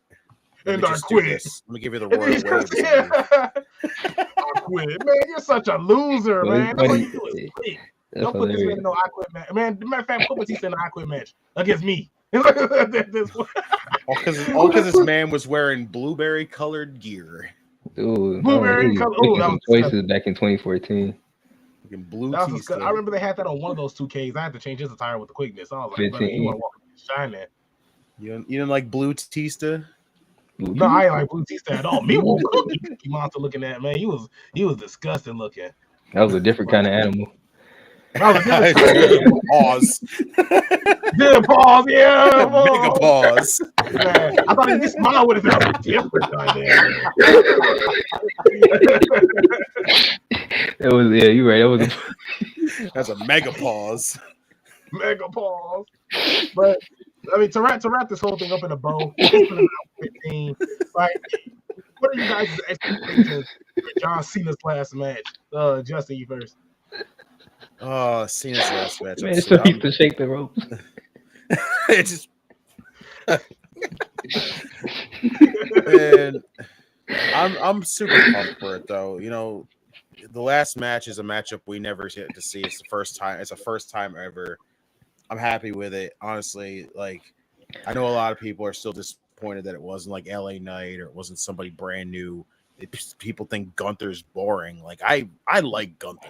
I really do. I think him and Cena honestly could have a hell of a match. It's just, are we just gonna get the same old Cena of just the 5 moves of doom and that's about it? Or is Cena gonna bust out some different stuff? Like, I hope like his matchup, he just goes all out. I hope he just busts out anything that he can at the time. Like maybe we'll even get Cena doing a destroyer or something, like some kind of craziness where this man just goes, you know what? It's my last match. I might as well just unlock everything and just go for it.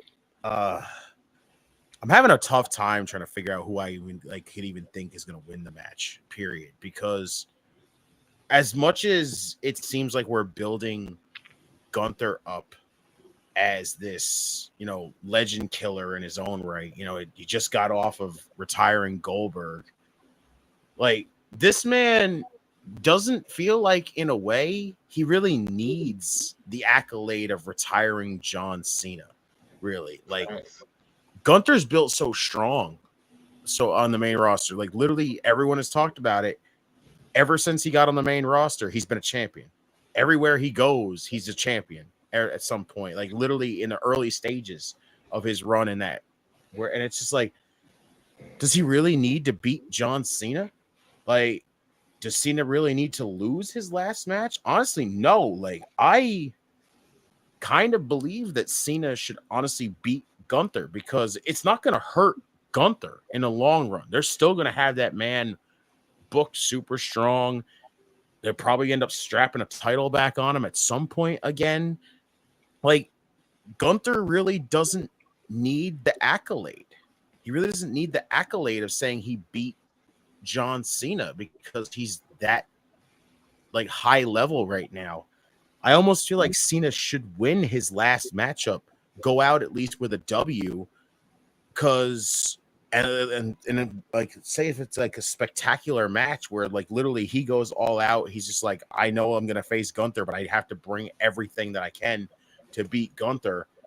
Like, have him do it. But the way they're telling this story, it's starting to feel like they're gonna have something that has happened before, but they don't really acknowledge it because it's not the current Cena. It's not the Cena that we've seen winning 17 titles. This is like the Cena that's tapped out before is like old school Cena, like, you know, prototype Cena. Like, he's, you know, Trunk Cena, gone out there, tapped out to Kurt Angle, tapped out to, you know, Chris Benoit.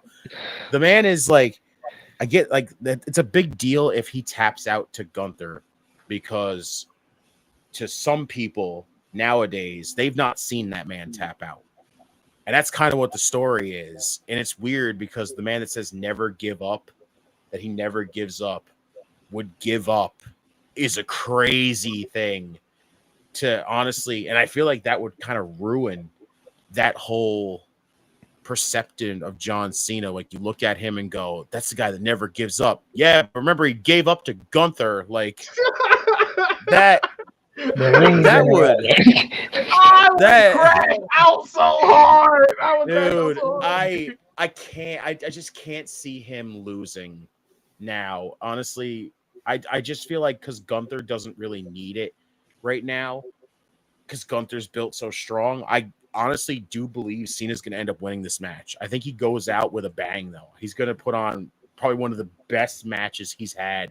We're going to see a whole different Cena in this final match. Man, you know, it's like I feel the same in a way that I'm like, it's John Cena's last match. Why not he just win it? You know, he never gave up. But at the same time, it's like I look at it like this whole long tournament when he wanted somebody to earn the right to fight him. It's like that's what get me, because I'm like, I hate to see people go through this whole tournament just to lose to him. Like, granted, it's John Cena, but I mean, it's just the way I don't know. I guess the way I perceive it, like, man, this would be good for somebody that's up and coming to, you know, beat John Cena in his last match. But Gunther ain't really that type of upcoming person I'm looking for. He already up. He came up already. He already retired He already Goldberg, like you said. up. Like, dang, I'm gonna see Gunther at Saturday Night Main Event and be like, somebody not gonna be wrestling no more after this. 'Cause that's what he gonna be known for. Like Saturday night, Gunther fighting you about to retire. But I don't. I put it this way: the only thing I'll accept is if John Cena loses, but he just passes out or something. Maybe he don't tap because you can still say he never gave up, but at the same time that feels kind of flat. But it's where they kind of left me because unless you want that scene of him tapping out to be like, oh, the guy that never gave up finally gave up. That's kind of depressing. So I'd rather either he wins, which I'm just like, well, shoot, I guess, or he just passes out and I can go on with the rest of my life saying he never gave up. That's what they say about Stone Cold with that Bret Hart match. Screw all of that. Screw everything that you just said. I hate everything. I hate absolutely everything that you just said. And I I'm know being real with you. as soon as you said put that man to sleep, I wanted you to go to sleep. I was like, I don't want that. What else he I was like, I gonna don't do? want Break his neck off or something? Break his arm? No, I don't want it to happen at all. If, at worst, hit him with 7 power bombs, hit him with the foot pin, put your foot over the man's chest and just walk out of the ring. I'd rather that happen than You want either that him get disrespect? choked I'd out, rather him pass get out. trapping, or just choking out and going to sleep. That doesn't need to happen. None of that needs no. No. So No. you rather somebody just sit up there and just literally pee on the man in front of you, better than he just passing out? Yes, because it's happened before. Yes, I was there in person In his when John last Cena got match? his ass beat against Brock Lesnar. I was there in person when Solo Sikoa pretty much was thumbing my man into the throat 14 times repeatedly, and then Montez Ford won the dark match afterwards. Like, come on now. That wasn't his last match. Like no. You want somebody to sit up there and just like I just said on his last match. That's why I'm like, they already put me in this corner. I'm trying to get out of it the best way I can. So I'm trying to just pass out out here. At the end of the day, I just want John Cena to have a nice, great match. Like I said, if he's gonna take 7 power bombs, get pinned, and lose, okay, cool. I'm okay with that. Even if he wins, I'm okay with that too. But you have Gunther in there, a man that you know is gonna put on a banger. But on top of that, let's look at Gunther's past 2 years. Yes, you've held titles. Yes, you've won gold, even main card gold, main title gold. You lost to Sami Zayn. You've lost to Jey Uso. You can't lose to John Cena. You can't lose to freaking John Cena. Like, come on, brother. Like, John Cena, brother, please. Like, it's like, but yeah, I'm sorry. No, I guess I don't know. I guess my whole thing is just being a tournament just to face him. That's why I'm like, I guess I don't know. I hate to see all these people break their back just to fight John Cena, just to lose. I just feel like my time. I could have been doing something else. But that's the thing. And now, like John Cena's last match, you're not gonna be able to hear. And that's the thing. I think to make this whole thing, to cap this off in a bow, I think the best thing John Cena could do is have that believe in me speech, have that believe in me promo, kind of like he did in Boston, Massachusetts, when Dominic Mysterio was like, "Man, you a bum, you an old bum." On top of that, and John Cena's like, "Brother, I'm untouchable right now. Like, you are in my turf. You cannot touch me right now. I am untouchable. I'm unstoppable. I am the GOAT. I am the man." You know, it's just like, if he comes in with that attitude, like, man, Gunther ain't finna touch me. I'm Muhammad Ali, man. Float like a butterfly, sting like a bee. You know, it's just like, you can't see me. You know, it's like, I need something. I need something to at least have that, hey, I'm going to a fight. This is a fight that I haven't seen, or a fight that I haven't experienced yet in my career. Gunther is a whole nother animal. I haven't been chopped like this since 05. You know, it's just like, give me something to believe in. You know, but it's like, but that's beside me. I'm a dog. Never give up. Because I promise you, on everything I love, if John Cena, and I'm saying this to the kid, if John Cena taps out or goes to sleep against Gunther, this podcast is officially Devin's. He's got to do it by himself. He got to do it by himself. I'm sorry.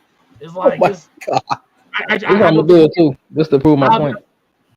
I don't think I can talk on the microphone. You know what's fucked up about John Cena gonna be doing Saturday.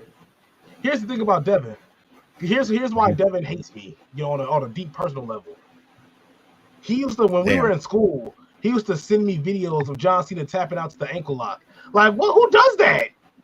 Wow. Seeing my goat. Wow. And I'm just like, why did you want to ruin my day like this? You know, I was just like, where is this coming from? I enjoy it. I enjoy it. Enjoy it. What the hell? Especially when I use that video too, man. Like, you lucky I ain't got it right now. Because I sure will pull it out. Pause. Oh my God. I just can't believe it. All in all, we are expecting a really, really great match from John Cena and Gunther. Definitely expect John Cena to go balls to the wall. I'm expecting at least one suicide dive from John Cena. I was playing. I was like, you should expect this. Damn. That's what you should expect. That is dirty. Expect that. Expect a good old fashioned tap out. Look at that. Oh my God. Just like it's go. Tap it out. Hold on. That is crazy. Hold on. Because I'm a guy that likes replays. I love when they first invented instant replay. Oh man. You hate to see it. You hate how you get damn. You hate to see it. I hate it. Unfortunately, that's what you might have to see Saturday, man. I'm just preparing you. It may not happen. It may not happen, but at least you were prepared. Can't say I didn't. A little bit. I thought it was going to be the Cody one. Don't encourage this. Prince, don't encourage this. Yes, he tapped. We seen it. Okay, we got you. He tapped. Yeah. Matter of fact, how do I stop Devin from getting permission to do that again? How can we block this from happening? I had to go through the firewall to do that. I don't even know what to say. Go through the fire. Yeah, I gotta hack something at this point. But I'm moving across the street because me and Devin, of course, we're gonna have we should or possibly could have great news to share with you guys in the upcoming weeks. But we'll talk about that a little bit later as the time comes up. But Hangman Page, of course, because we've been gone for a minute, just recently lost his title to Samoa Joe. The last time we were actually here, we talked about Samoa Joe leaving for Hollywood. You know, it's like not necessarily Hollywood. You know, he's just gonna take some better y'all twisted. Pause. Acting, yeah. You ever see that SpongeBob episode? But they're using actors. It's like they zoom in on his lips. Actors. Actors. Even then, like Samoa Joe, as great of an actor as he is, even as great as a wrestler as he is, do you guys still feel like Hangman Page got the short end of the stick with yet another kind of short-winded title reign? I'll start with you, Justin. Yes, I do, because honestly, as much as it's cool to see Samoa Joe with another championship, this scenario is not great, to be honest with everybody. Like, where we sit right now, the Hook heel turn, everything so far, just, I don't know. It feels almost like they put themselves in a scenario where they had to do something, and it just genuinely still feels like it doesn't make sense. Like, I've seen some people say, oh, it's because of what Hook said. Hook went out there and said he never left the ops and everything else. That doesn't make any sense.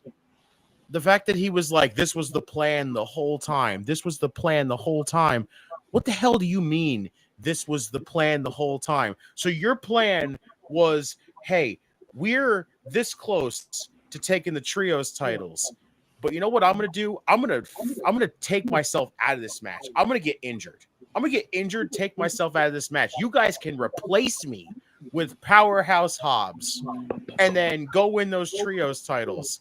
And after that, I'm going to come back and then we're going to screw over Hangman Page over the world title. This is the plan the whole time, huh? Like, how stupid does that sound? Like, how dumb does that sound? The whole entire thing, the fact that they saved it for Hook to tell it on YouTube, and that was the conclusion he came to, was that it was all the plan the entire time. It doesn't make a single ounce of sense as to what it is. It's just like they wanted to put the title on it to just be like, we can't have Joe take another L for no reason whatsoever. So we had to force the heel turn. We had to force another heel turn. Now we put the title on Joe. Swerve's back, and so far, the past few weeks that we've had between the two of them against the Ops, I have not cared. I have genuinely not been excited. I have not enjoyed it whatsoever because it's literally been the same 3 weeks of everything that they've done. It was, oh, Swerve comes back. You know what he's going to do? Beat up the Ops goons. You know what's going to happen the next night on Dynamite? They're going to team up. Him and Hangman are going to come out together, and they're going to beat up Ops goons. Okay, cool. Next, what are they going to do next week? Oh, they're going to beat up security guards. It's an elevation of freaking Ops goons. You know what? After that, what are they going to do? Hangman's going to go beat up some Ops goons. And it's like, really? This is our story so far. Hangman drops the title so we could just basically watch a bunch of goons that these guys have all of a sudden applied into the Ops dojo just get beaten up. So what is the point of this story? Like, it just feels like a forced story of everything else, and I've not enjoyed it. And I hate it, like, to the fact that unfortunately Hangman gets a short run out of it for nothing. Like, literally nothing. Like, we just sat through 9 months of Death Riders. 9 months of Death Riders to not see that world championship, to get that world championship back out to do a stupid story that genuinely has made no sense. It's absolutely just nonsensical when it comes down to AEW, and that has still been my gripe.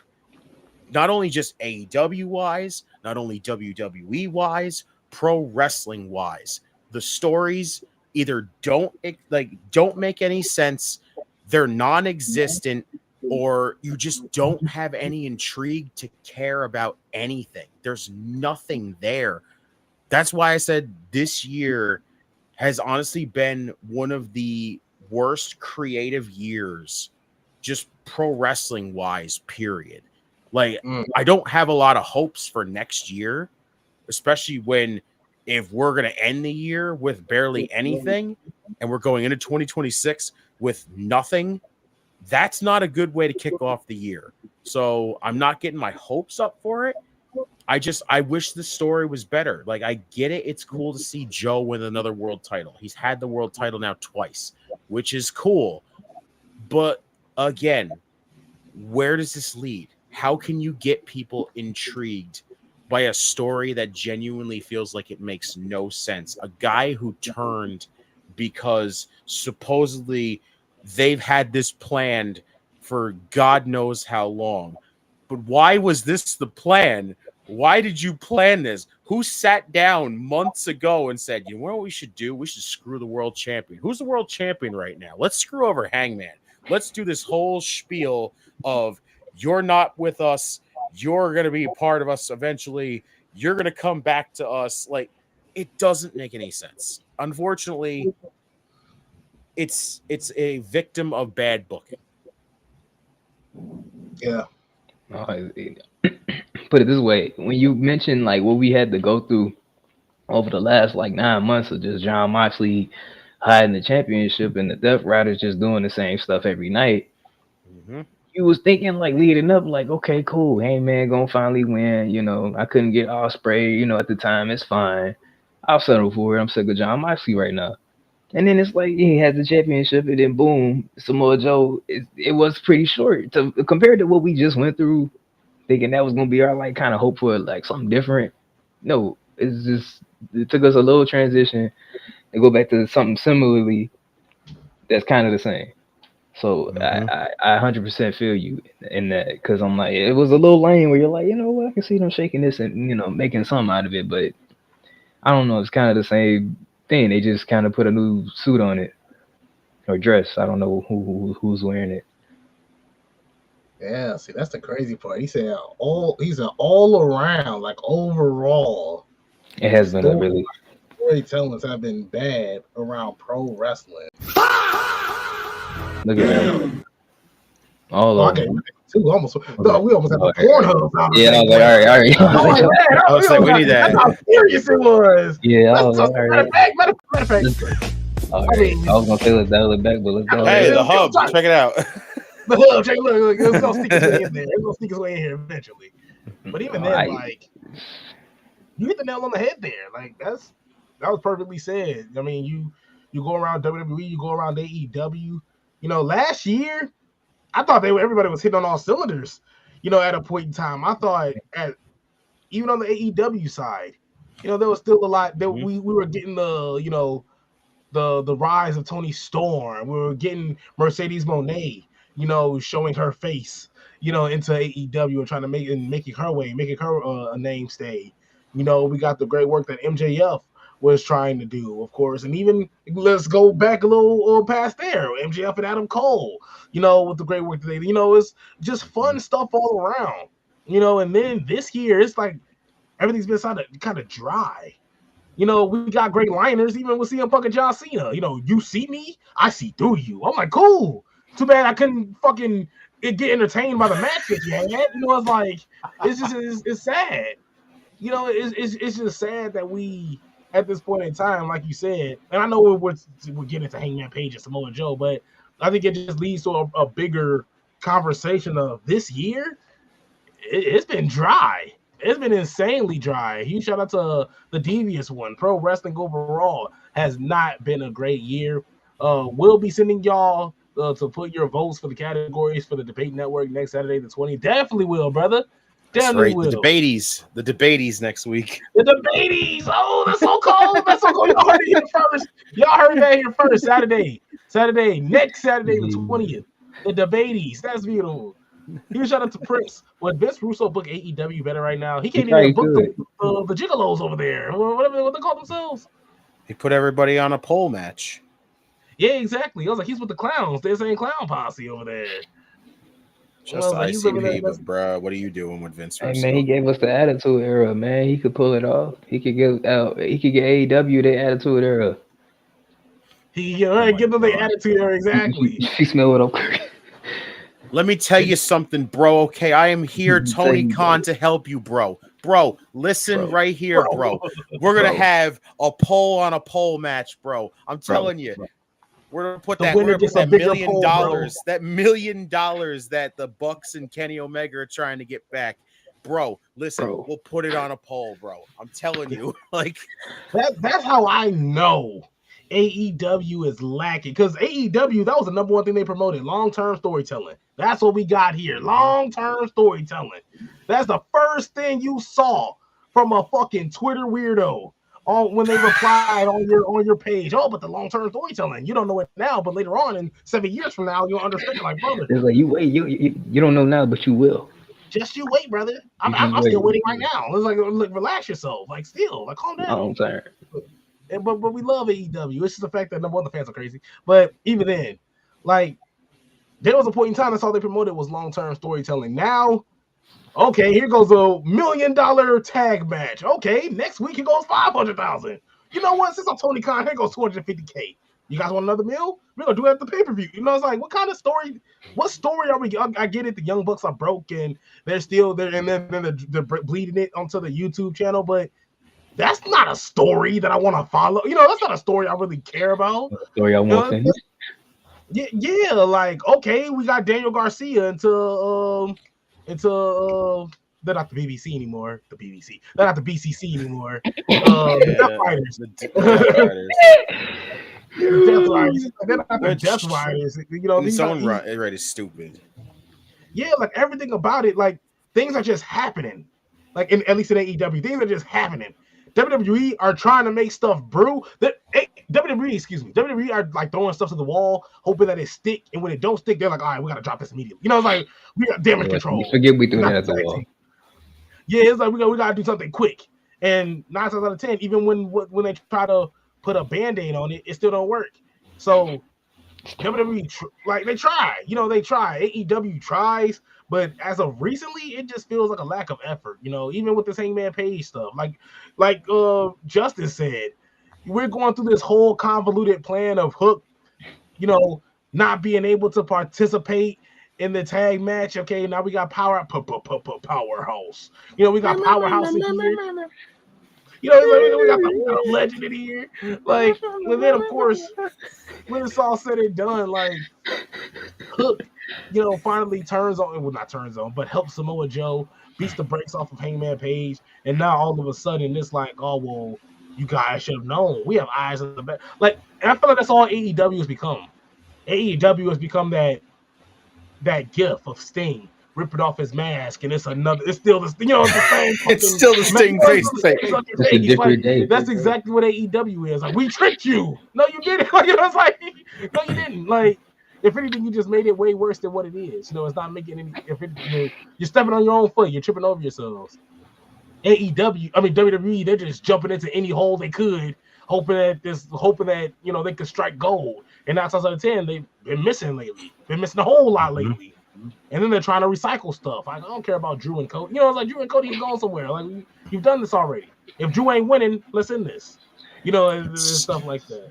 Same goes for TNA. TNA's on that same exact boat right now too. TNA. It was like even TNA, and you look back at TNA and the work that they're doing as well. Like, you see that WWE partnership ain't paying off well for them. It's like where they screwed over Mike Santana. Screwed over Mike Santana. Joe Hendry not on the roster. It's like last time I checked, I don't think Joe Hendry's a part of the TNA roster. I think he moved over to the WWE brand, right? Is that official? Yeah. So it's like, like you're, if anything, you're getting your talent. It's only a matter of time till Leon Slater gets that phone call. I think he's leaving. I think he's as good as going. I want them to win Saturday, but Javon Evans is gonna be busy. It's like, and of course the tag team division has to worry about the New Day. The New Day is a new problem now. So it's like, which, even though I love the New Day, we could go on to talk about once they retire, we'll have the same.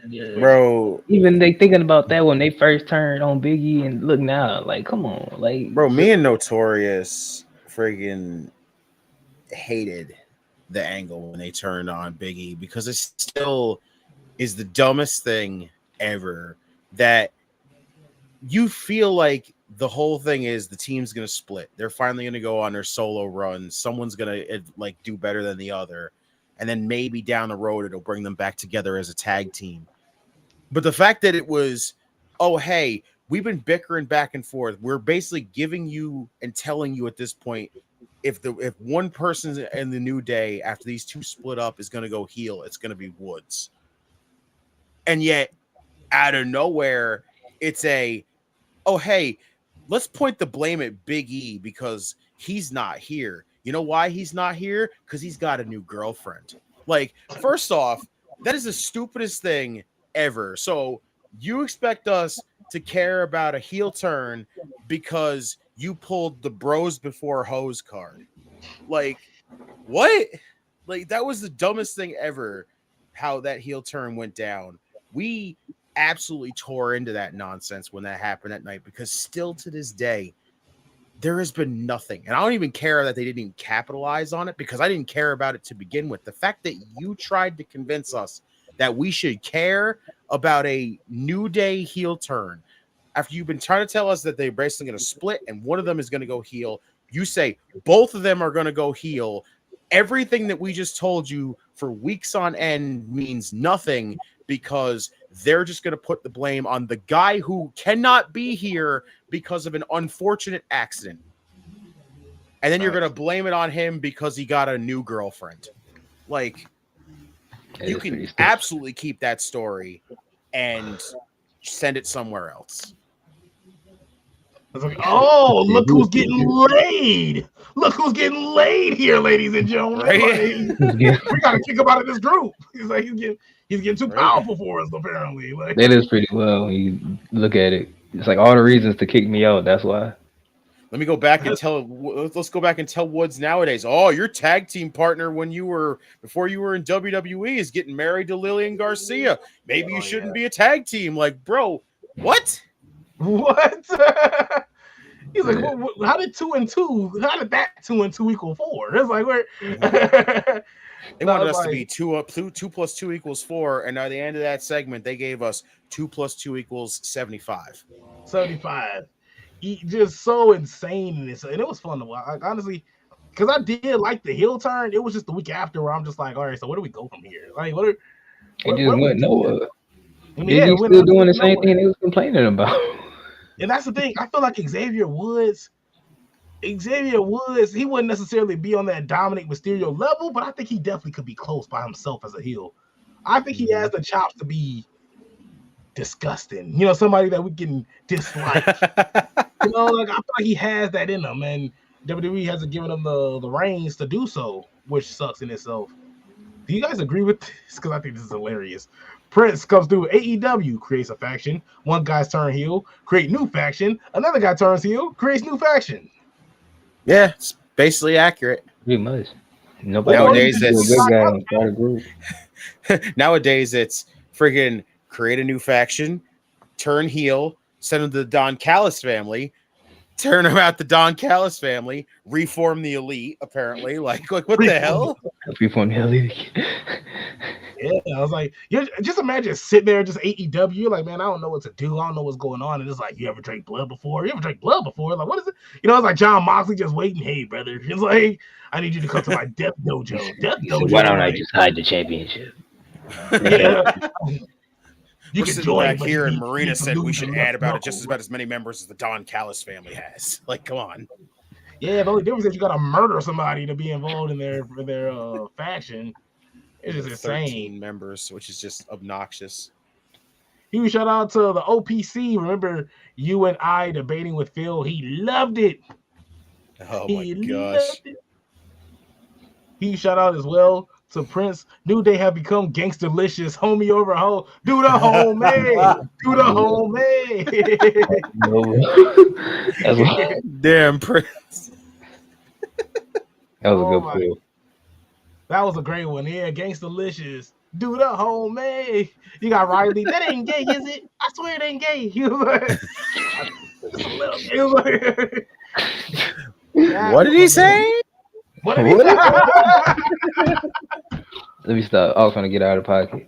Let me stop. Out of pocket. Yeah, see, that's the thing. We need you to be in pocket because unfortunately it looks like time is winding down. And of course, Devin here, we don't need your help, but of course the audience would love to hear what you have to say, you know, as you close this show out. Ladies and gentlemen, this is how I am going to close this show out today before this train tries to interrupt me for the umpteenth time. You know, we're gonna hurry up and speed through this real quick but sweet. You know, it's your boy Definitely Carmen Jr. and it's a big day Saturday. It's the last match supposedly of the GOAT, John Cena. You know, I'm gonna show up in my Saturday best. I'm gonna look nice. I'm gonna put on my good jean shorts I ain't never put on. Put on some raggedy shoes. Put on a nasty knee brace.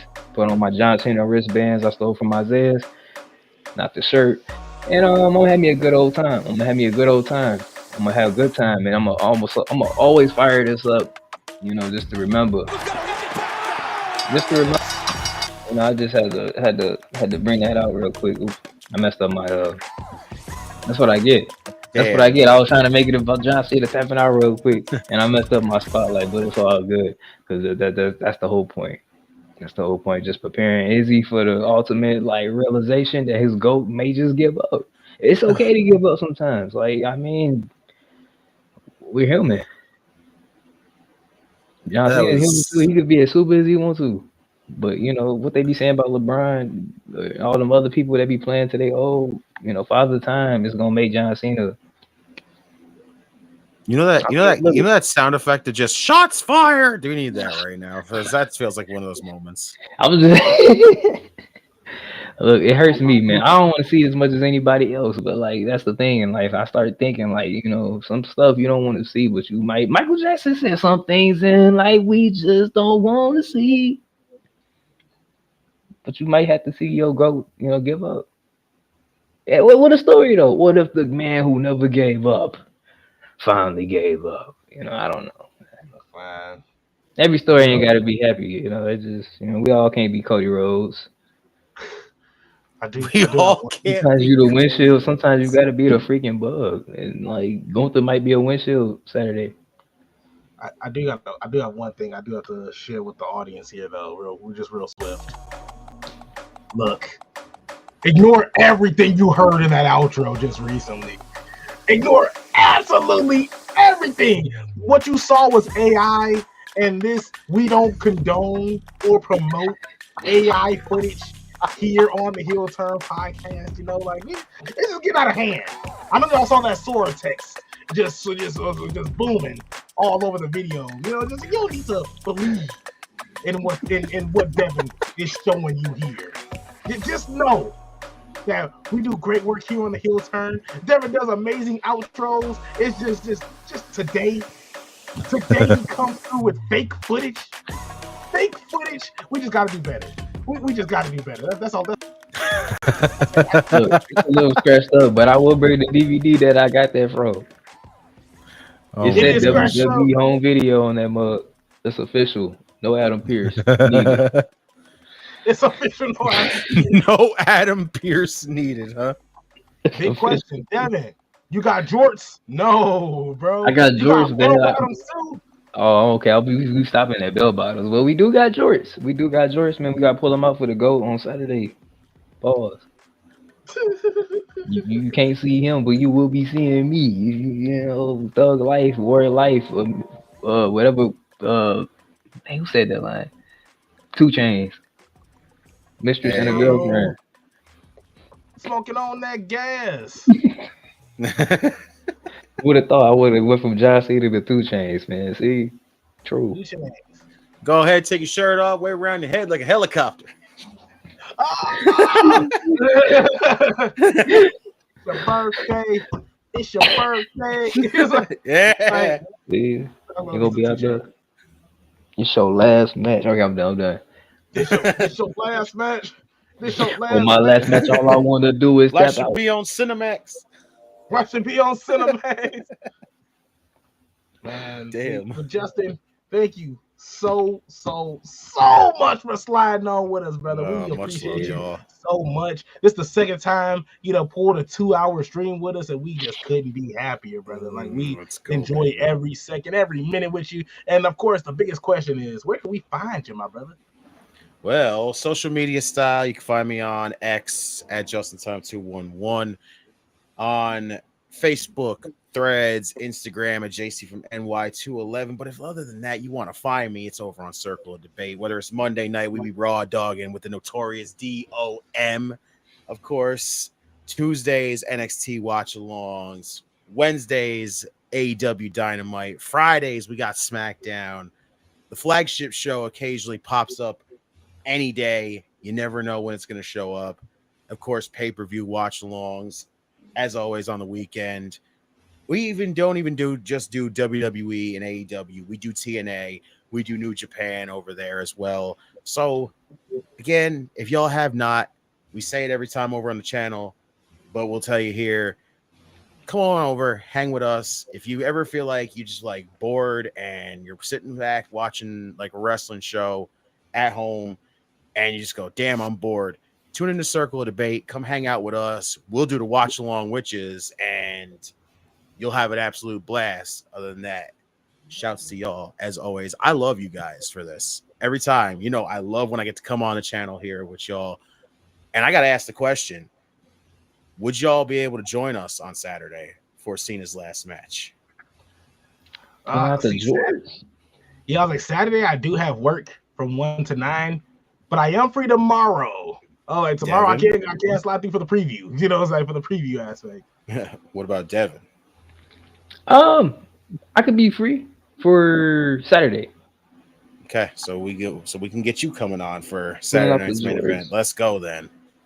Say no more, and of course, appreciate the invite. And that's what we talk about with Circle of Debate. It's always welcoming. They let me bring my jorts, man.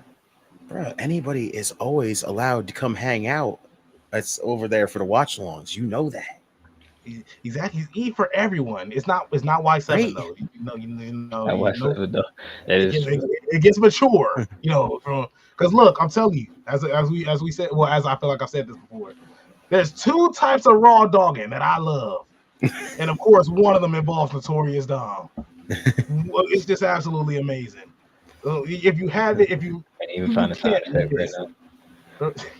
You can't miss Hard Dog with Notorious Dom, of course, and you can't miss all the other programs as well. You see Get Show on there. Get Show does an amazing job. TK, Pepsi Phil, OPC, like just the goated guys all around. Like we could go all across the board and name off just a electric group of talent that is on Circle of Debate. But why should we've already explained it to you. Go and check it out already. Just go check it out. What you doing? Check it out already. We leaving right now. Subscribe to COD, but y'all always remember, subscribe to the Heel Turn. Subscribe. Appreciate you so much. Also, gotta mention, subscribe to the Twitch as well. Your boy made it to the Super Bowl. One got himself a Super Bowl ring as an MVP. Me and Justin got a ring. I Big sent Blue, Justin baby. rings in the mail, and Justin actually gave a great idea. We're just gonna spill the beans now. Me and Devin were gonna try and work on it over the weekend. Justin had you're gonna love this, Devin. Yeah, it's a great idea of just playing 2K, but instead we're gonna have creative players of me and you. Obviously, we're gonna be on different teams, and of course, we're gonna simulate throughout the season to see how far each player goes, to see who does better throughout the season, and of course, to see who has the most rings. And obviously, who will retire first, who will get inducted into the Hall of Fame. And I make big DC, man. And I already know Devin's player is just gonna be that guy. It's like, he misses the first shot. Well, I think I'm done for the first half. It's like, I already took my shot for the first half. Maybe he'll average a good 12 assists, but I think my player is going to be an absolute LeBron-esque. No, not a lot. Michael Jordan-esque. Matter of fact, Isaiah-esque. Let me just step it up a notch. Let me just keep stepping it up a notch. That's the problem already. Look at it, he already shooting for the moon. Like, that's your biggest problem. I'm gonna win 8 championships. I'm gonna be scoring champion. I'm Michael Jordan. I didn't shoot for the moon. My player's already there. He's waiting on you to show up. See, there you go. See, I'm a proper person that's like, look, I'm trying to win. Because how you else? I said during one of recent streams, I said, watch Devin win the draft because y'all are going to get put in the draft and see where he's end up. I said, watch Devin's first team he's going to end up on. He's going to end up on the Timberwolves. I bet you. The Timberwolves. Oh, yeah, the Timberwolves. Look, and that's the thing. I'll probably simulate the and I'm going to know my role, too. I'll simulate the first season. And then I'll just start from like 2026, 2027. I'll put us in that draft, and then I'll just pretty much fly through. So LeBron probably will be retired. You probably won't even play against the GOAT. Yeah. Well, no, I'll probably unretire him. I'll probably keep. We're gonna have Bronny anyway. I'll smack him on the back of the head. No, you thought you was Chris Paul, bro? Come get back to the court. You thought nobody? You gotta smack him, give him the ricochet thing. You're like, get him out of here. He's like, you thought you was gonna retire, brother? But thank you guys so much for tuning in. The guys, of course, Prince himself, OPC, we love you, brother. Jordan Kirby as well, Stephen Chambers, like just a great cast of guys. A great cast of guys tuning in. Does 2K have a flopping badge? I think Devin does actually have. Hey, chill out. They might actually have a something on there for that. Yeah, they might actually have like an achievement that you can get for the game that's something to do with flopping. Actually, I think. Say no more. Look, man, is he gonna get it? That's all he do. That's all he do. Nah, if anything, I'm gonna get a hacking call. I'm gonna get a hacking because I know he's gonna get a technical. He's gonna be getting texts. Nigga ain't gonna hear what you saying. Great mind. How come they don't do that in 2K? They do. Like, they used to. If you had a connect plugged up and you say a curse word, you gonna definitely get a text. That would be cool. See, I would love that. Wow. I didn't have an Xbox at that time, and I just was like, well, I didn't use that vulgar language when I played, so I never got text. Well, it all takes us a while to be cool, before we get an Xbox. I was like, it takes us a while to get into the right side. I went to that side, and I immediately saw why I was on the other side. Oh yeah, we never asked you that, Justin. Before I tell you I hate you or not, it's like, are you an Xbox or a PlayStation guy? So I don't actually have a system right now. I used to be a PlayStation guy though. I've never had an issue with Xbox. Like I've always just been, you can give me either or, and I'm satisfied. So. Man, speaking of John Cena's last match, this is Justin's last. I was like, this is Justin's last time. No, obviously, all joke. Look, Justin, you are more than welcome. As always, it was usually back in the day. Hey, send the link, drop the link. Hey, it's all yours. It's just like, it's to be. That's what they used to pop in. Like, just send the link. The link is sent, and that's always the link is permanently at your disposal. To everybody at Circle of Debate as well. And Prince, I'm telling you, you want to hop on too? Say the word, bro. Prince has been on since day one as well. We've been seeing Prince since we was in Arizona, like year one. So definitely appreciate you, love you, brother. Thank you guys so much for tuning in. We'll see you guys next time.